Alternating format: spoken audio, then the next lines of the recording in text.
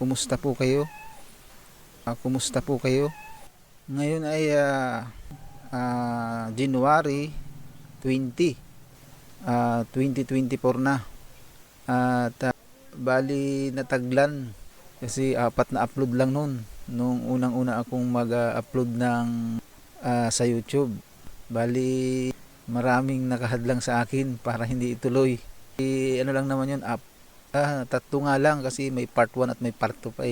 Ano pa yun, 2022, butuhan, panahon ng butuhan nung pagbaba ex-president Rodrigo Duterte. Bali ngayon ay naglakas loob ako na ituloy yung channel ko sapagkat talagang nakikita ko na ang lalim talaga ang nangyayari sa ating bansa ay napakalalim. Kumbaga sa sakit ng isang tao ay kailangan talaga ng mas malalimang pag-examine o pagtuklas kung ano talaga yung dahilan. Ang nakikita ko ay talagang napakahabang panahon. Yung resulta ngayon ng ating katayuan ng ating bansa ay napakatagal na panahon yung nagiging dahilan.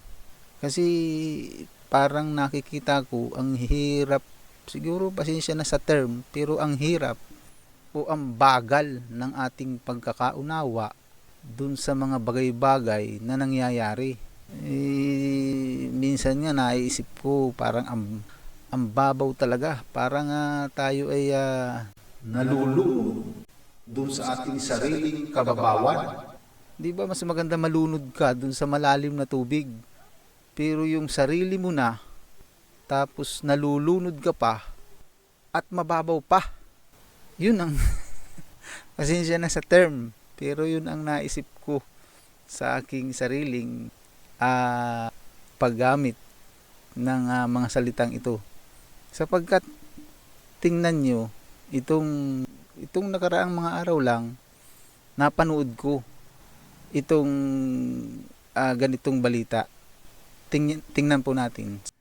Inirekomenda ng Quezon City Prosecutor's Office ang dismissal sa reklamong grave threat laban kay dating Pangulong Rodrigo Duterte. Wala umanong sapat na ebidensya para pagulungin ang reklamong inihain ni ACT Teachers Party List Representative Franz Castro.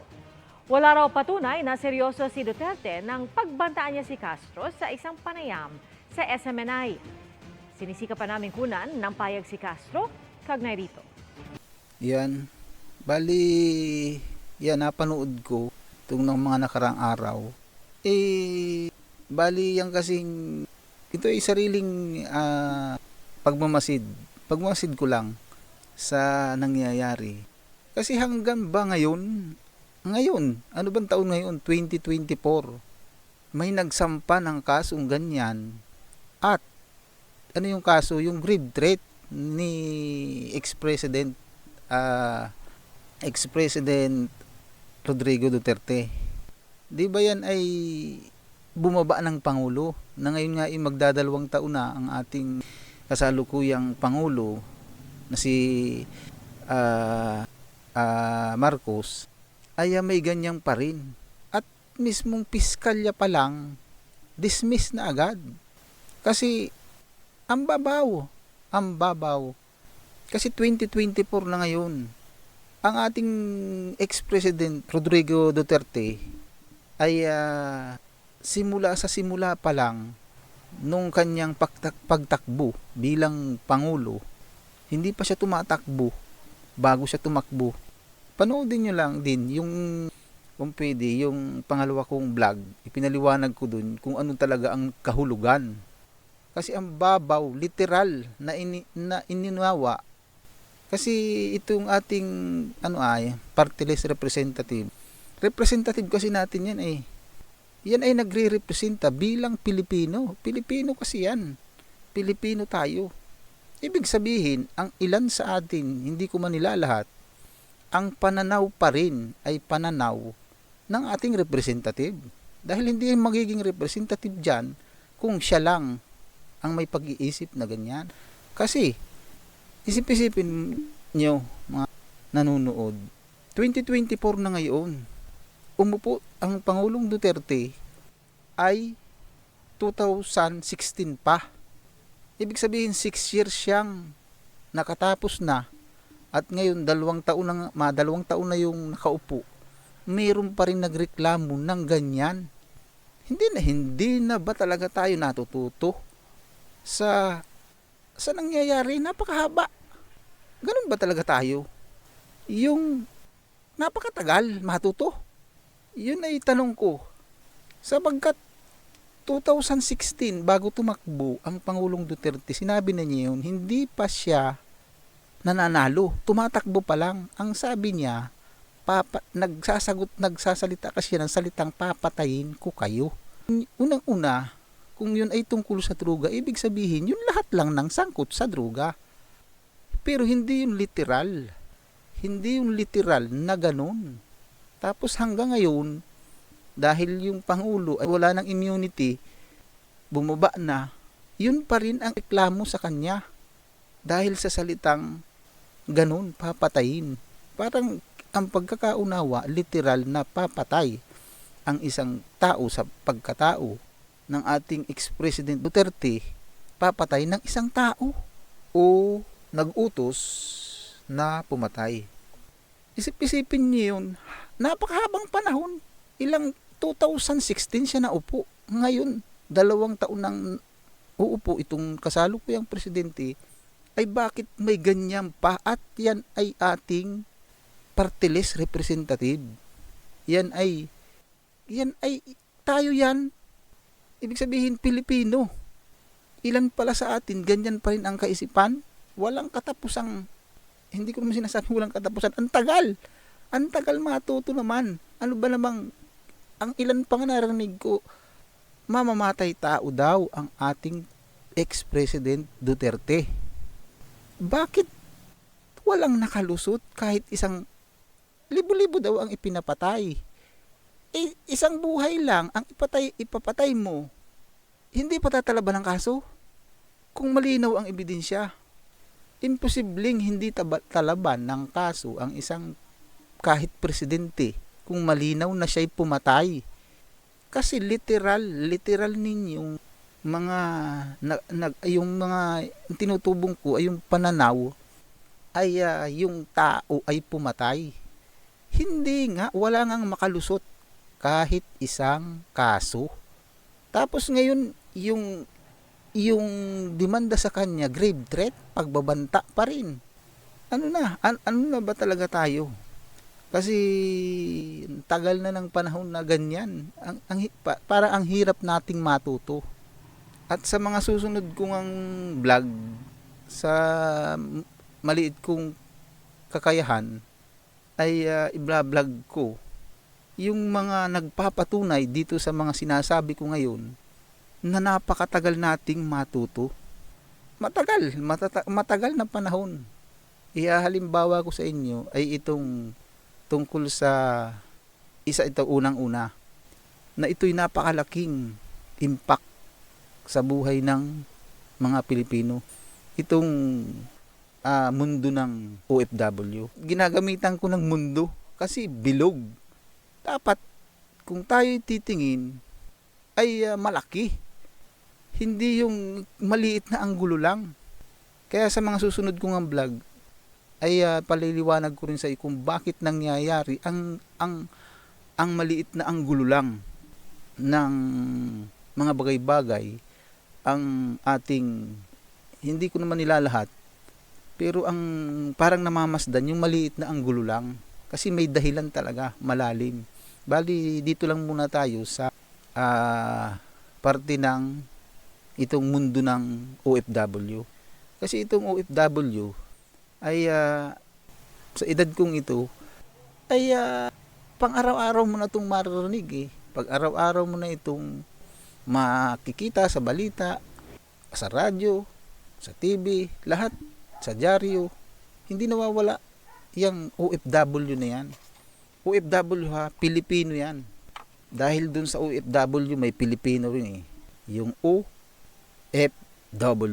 F dun, Pilipino yun. Ngayon, ang Ilan itong mga katanungan na ating sasagutin. Kasi ito yung lagi nating maririnig eh. Yung tinatawag na ito yung mga pro. Ibig sabihin ay talagang kaya nagka-OFW, ito yung dahilan. Ito yung ilan lang naman ito, 5 dahilan o 6 na dahilan kaya may OFW. Ang sinasabi nila, mataas. Ito, number 1, mataas ang sahod. Saan sila nagbase nung salitang mataas? Kasi kung sa salitang mataas, talagang mataas. Kasi ibang bansa, ang taas nila magpasahod. Yung kasing ating bansa ay napakababa na magpasahod. Yun ang dahilan. Kaya, sinasabi nila na mataas ang sahod sa ibang bansa. Kasi dito sa mga katabi nating bansa, ay talagang tayo ang napakababang magpasahod. At saka, yung sinasabi nilang mataas, ang tanong dun, gaano kalaki yung ipinhunan? Kasi madaling sabihin kasi yung mataas kung ang pagbabasihan mo ay yung sweldo dito sa atin at sa ibang bansa. Malaki talaga ang diferensya. Ang tanong ko, ano yung ipinhunan ng isang particular na OFW dun sa kanyang sinasabing, kasi hindi man yan basta magkakasweldo ka kung hindi ka mamumuhunan. Gaano kalaki ang ipinuhunan ng isang OFW? Kasi ang puhunan mo dyan, maliban sa pera, napakalaking halos bundok. Ibig sabihin, mga bundok na harang. Ibig sabihin, para kang lalaban sa napakahirap na paglalakbay. Pag ikaw naging OFW. Kasi naya na yung, unang-una yung pera. Isa sa unang kalaban ay marami, tulad ng nakasanayan, yung kultura. Yan, isa yan sa puhunan. Kasi iba ang kultura dito sa kultura sa ibang bansa. Napakahirap nun. Yung panahon. Yung panahon, iba ang panahon dito. Yung klima doon, sa klima dito. Yung pagkain, iba ang pagkain doon. Yung reliyon, kasi tulad ng Pilipinas, relihiyoso tayo. Yung reliyon, napakalaking agwat. Yan ang nagiging puhunan natin. Ano pa? Yung ang pinakamatindi pa nito, yung psychological na puhunan. Yan yun. Anong psychological na puhunan? Marami. Nalayo ka sa pamilya mo. Ano pa? Yung lungkot. Yung iba yung mundo mo. Gaano kalalaking bundok yan na dinadaanan. Pera pa rin sa pera ha. Kasi pera lang naman ang pinag-uusapan dito dun sa sinasabing mataas ang sahod. Hindi niyo ba alam na kung yung iba nangutang, ibininta ang bahay, ibininta ang kalabaw, o kung saan-saan pa kumuha ng pera? Napakarami. Yun lang yun. Doon yun sa una ha. Dito tayo sa pangalawa. Malaki ang naiaambag daw sa GDP, Gross Domestic Product, ng ating bansa. Bakit doon magbabase doon sa laki? Hindi ba sila nagbabase doon sa gaano na katagal ang OFW? 'Di ba? Yun ang malinaw na sagot. Yun ang sagutin nila. Gaano na katagal ang OFW? Yung ginagawa natin na ito. Ayan ay mas matanda pa sa edad kong ito. Kasi nang magising ako, naririnig ko na yan. Yang abroad na yan. Dito tayo sa pangatlo, umuunlad daw dahil sa OFW. Yan yung pangatlo na pro OFW. Umuunlad daw tayo dahil sa OFW, yung bansa natin ha, tinutukoy dyan. Saan nagbase? Siyempre, parang boksingero, kung ikaw ay sasabihin mong boksingero ka, dapat ang kalaban mo boksingero din, di ba? Alangan nang ilabang ka sa hindi boksingero. Ibig sabihin, yung bansa natin dapat sabihing umuunlad kung ikaw